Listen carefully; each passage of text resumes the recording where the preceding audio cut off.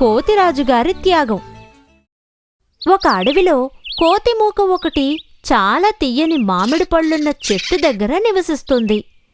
గుంపులో ఉన్న కోతులన్నీ కోతిరాజుగారి మాటలకి కట్టుబడి నివసించాయి. మిత్రులారా, మనం ఈ మామిడి పళ్ళు తింటూ హాయిగా కాలాన్ని గడిపేస్తున్నాం. కానీ ఏదో ఒక ముప్పు వాటిల్లబోతుందని నా అంతరంగం చెబుతుంది. ఏం చేద్దామంటారు ప్రభు? మన అడవికి దగ్గర్లో ఈ దేశపు రాజు వేటాడడానికి వచ్చారు. అతను ఈ పళ్ళు తిని ఎరగడు. రుచి చూస్తే మనకే ప్రమాదం. ఇప్పుడు ఏం చేద్దాం? జాగ్రత్తగా ఉండాలి. ఒక పండు కూడా ఏటిలో పడకుండా చూసుకోండి. ఏటి గట్టునున్న కొమ్మల్లో పువ్వులు, కాయలు, పళ్ళు మొదలైనవి కోసి పారేయండి.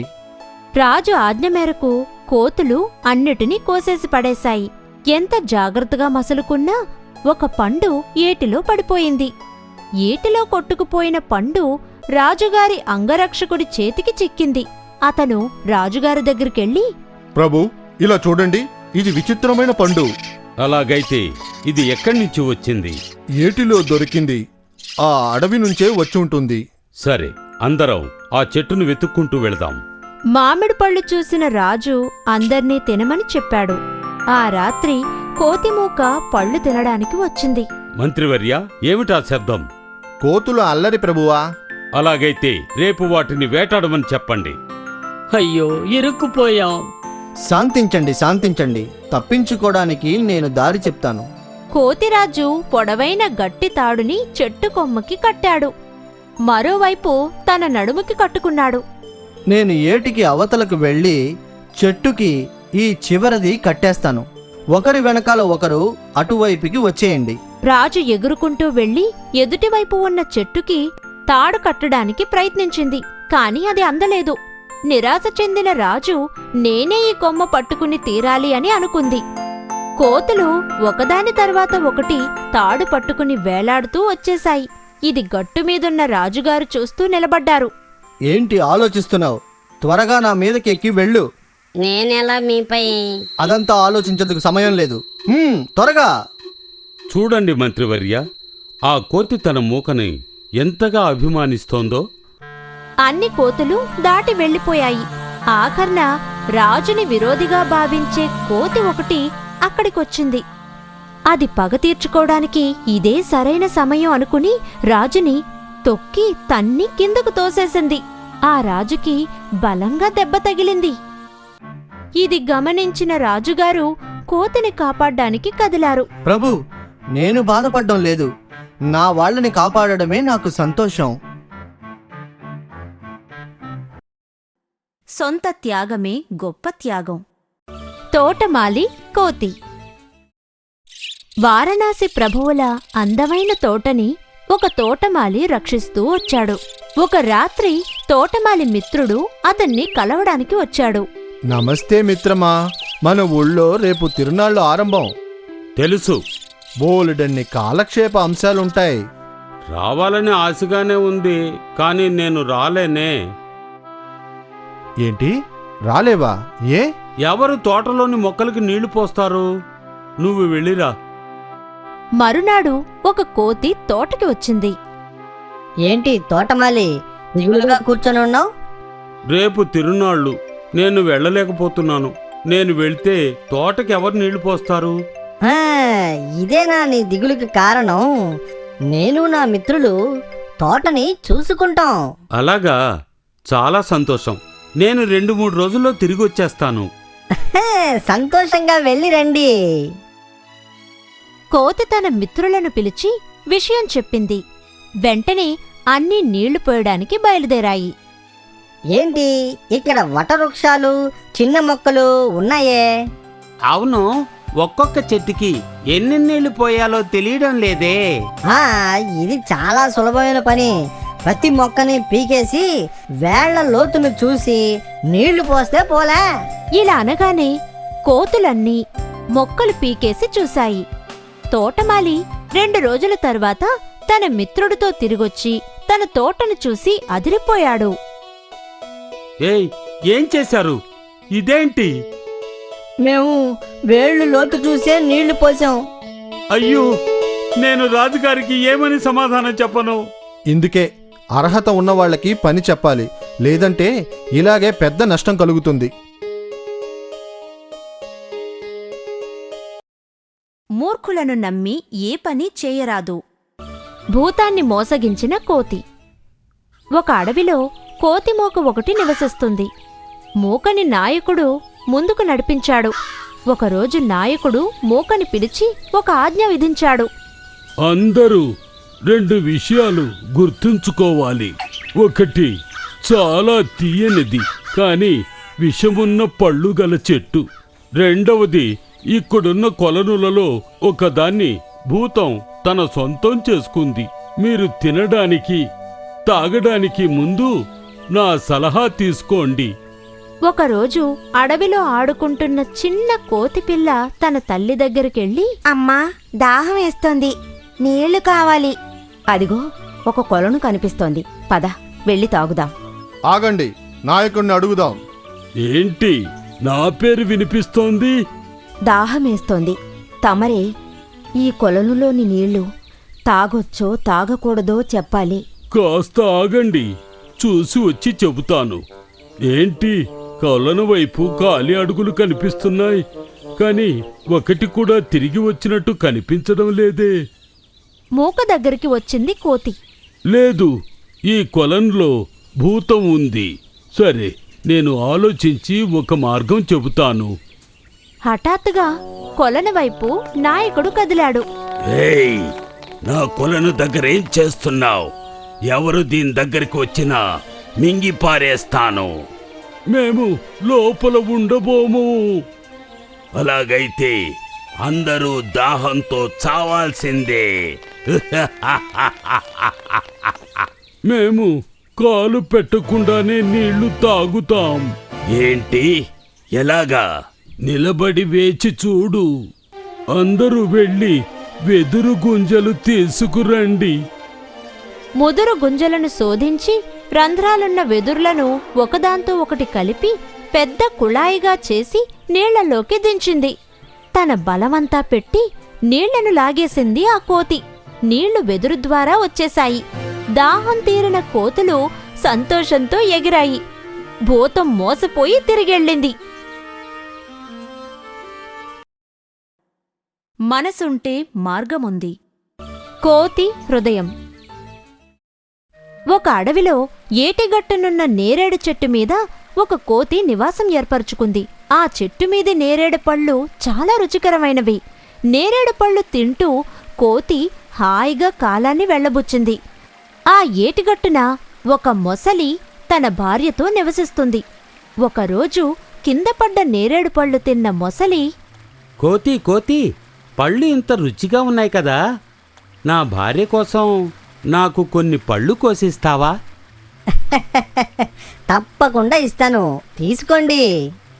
కోతి చెట్టు నుంచి పళ్ళు విసిరేసింది. ఆ పళ్ళన్నీ మొసలి తన భార్య చేతికిచ్చింది. ఆహా ఆహా, ఏమి రుచి, ఏమి రుచి! ఇటువంటి రుచికరమైన పళ్ళని నేనెప్పుడూ తినేరుగును. మహారుచిగల పళ్ళు. ఇక ప్రతిరోజు పళ్ళు తీసుకొస్తాను. స్వల్పకాలంలోనే కోతి మొసలి మంచి స్నేహితులుగా కాలాన్ని వెళ్లబుచ్చారు. ఒకరోజు నేరేడు పళ్ళు తిని నాకు విసుగు పుట్టేసింది. ఈ నేరేడు పళ్ళు ఇంత తియ్యనివి కదా, ఇవి రోజూ తిని బతికే ఆ కోతి హృదయం ఎంత బాగుండుంటుంది. నాకు ఆ కోతి హృదయం కావాలి. ఏంటి? ఏమంటున్నావు? తను నా మిత్రుడు. ఈ ఆలోచన నువ్వు మార్చుకోవాలి. కుదరదు. కోతి హృదయం దక్కలేదంటే నేను నీకు దూరమైపోతాను, అంతే. ఇది విన్న మొసలి చాలా దిగాలుగా వెళ్ళింది. ఎలా ఈ కోతిని ఇంటికి పిలవాలంటూ ఆలోచిస్తూ అది బయలుదేరింది. హఠాత్తుగా ఒక నిర్ణయానికి వచ్చిన ఆ మొసలి, మిత్రమా, ఈరోజు నువ్వు మా ఇంటికి విందుకు రావాలి. చాలా సంతోషం, నేను వస్తాను. కోతి మొసలి వీపు మీద ఎక్కగా మొసలి ఈదడం మొదలుపెట్టింది. కొంచెం దూరం వెళ్ళిన తర్వాత, మిత్రమా, నన్ను క్షమించు. నా భార్యకి నీ హృదయం కావాలట, అందుకే నిన్ను తీసుకెళ్తున్నాను. బాగా ఇరుక్కుపోయానే, ఎలాగైనా తప్పించుకోవాలి. అరేరే, ఇది నువ్వు ముందుగా చెప్పి ఉండాల్సింది మిత్రమా. నా హృదయాన్ని చెట్టు మీద పెట్టి వచ్చాను. మళ్ళీ గట్టుగాడికి నన్ను తీసుకెళ్ళు, తీసిస్తాను నీకు. సరే. గట్టు చేరుకోగానే కోతి దూకి వెళ్లి చెట్టును చేరుకుంది. మిత్రుణ్ణి నన్నే చంపాలని చూస్తావా? సాధ్యమా? తెలివి తక్కువ ముసలి, హృదయాన్ని బయట తీస్తే ఎలా బతకడం సాధ్యం? పోయి నీ భార్యతో నా హృదయం దొరకలేదని చెప్పు. సరైన సమయంలో చేపడితే గండం గట్టెక్కొచ్చు. కోతి తెలివి తక్కువ మొసలి. ఏటిగట్టునున్న నేరేడు చెట్టు మీద ఉండే కోతి దగ్గర మోసపోయిన మొసలి భార్య ఎలాగైనా కోతిని పట్టుకోవాలి అని అనుకుంది. ఏటిని దాటడానికి కోతి ఏటిలో ఉన్న చిన్న రాళ్ల మీద నుంచి వెళ్తుంది. ఒకరోజు ఆ కోతిని పట్టుకోవడానికి నేను ఒక ఉపాయం చెప్తాను, వినండి. ఉపాయం వద్దు, ఏమీ వద్దు. నేను తీసుకొచ్చే చేపల్ని వండి తింటే చాలు. ఈసారి తప్పించుకోలేని విధంగా మంచి ఐడియా ఇస్తాను, నన్ను నమ్మండి. ఇద్దరూ మెల్లగా కోతి ఉండే ప్రదేశానికి వెళ్లారు. ఏటిలో ఉన్న రాళ్లను చూశారా? ఆ రాళ్ల మీద నుంచే కోతి ఏటిని దాటి వెళుతుంది. మెల్లగా మాట్లాడు, కోతి చెవిని పడుతుంది. పొద్దున్నే ఆహారం తిన్నాక ఆ తీరానికి వెళుతుంది. ఆ సమయంలో నువ్వు నీళ్లలో రాయిలా ఉండిపో. రాయి అనుకుని నీ మీద కాలు పెట్టినప్పుడు దాన్ని చంపి పారేయ్. ఐడియా బాగుంది. మర్నాడు కోతి ఏరు దాటేటప్పుడు ఏమిటిది, కొత్తగా ఈ రాయి కనిపిస్తుంది, అది మొసలే అయ్యుంటుంది, మనం తొందరపడకూడదు, తెలివిగా ప్రవర్తించాలి అని కాసేపు ఆలోచించాక ఒక ప్లాన్ వేసింది. అది రాయిని ఉద్దేశించి, శుభోదయం రాతి మిత్రమా, ఎలా ఉన్నావు మిత్రమా? నిన్నే ఎలా ఉన్నావు? ఏమైంది ఈవేళ? ఎందుకు మాట్లాడటం లేదు? నేనేదైనా తప్పు చేశానా ఏంటి? ఏమిటిది?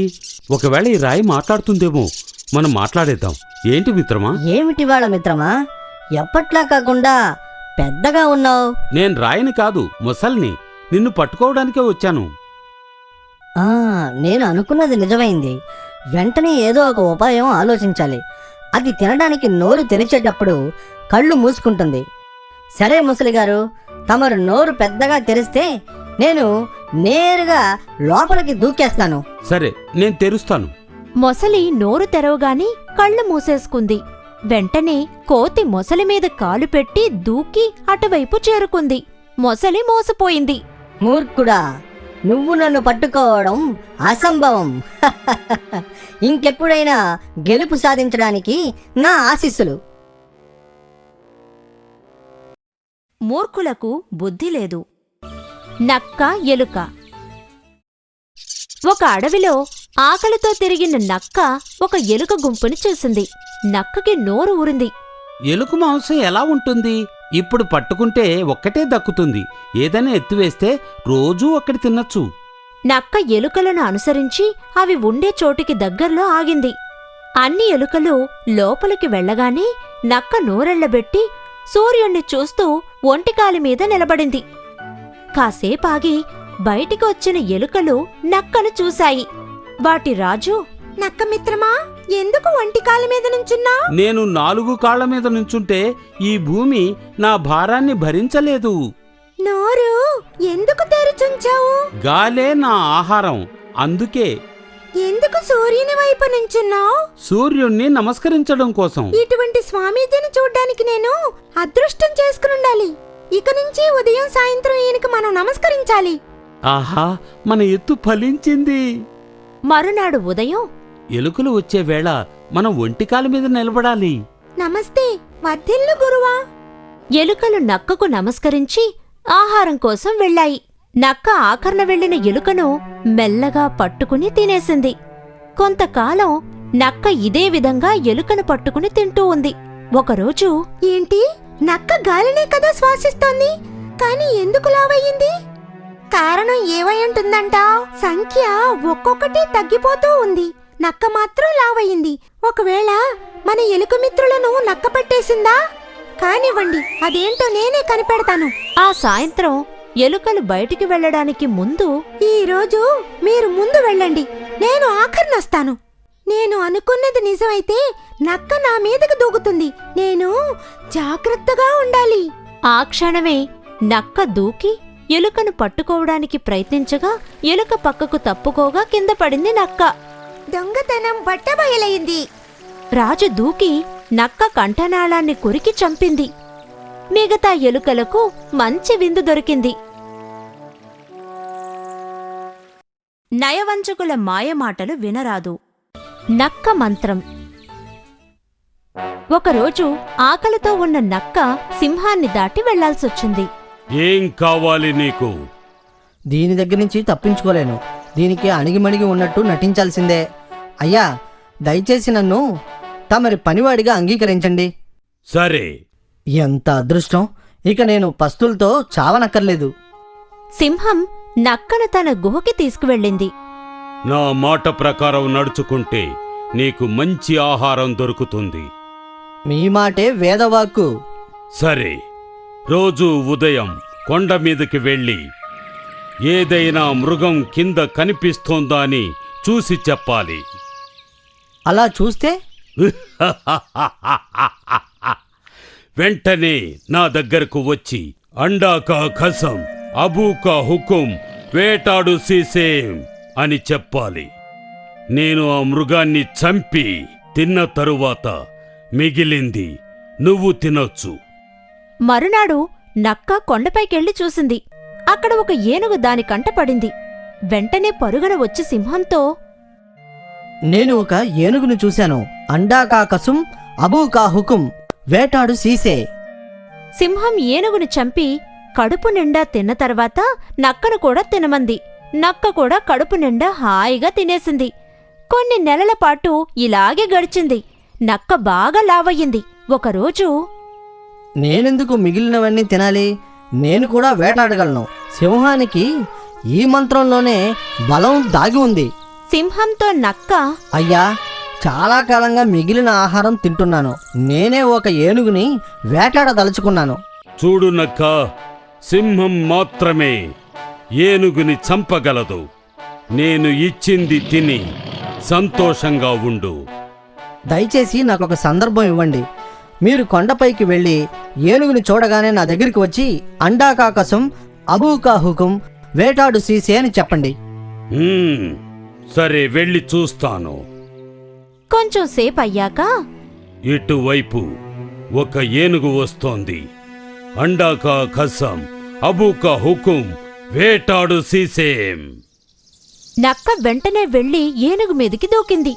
కాని ఏనుగు దాని తొండంతో నక్కని కింద పడేసి కాలితో తొక్కి చంపేసింది. పరాయి వాళ్లలా ఉండాలనుకోరాదు.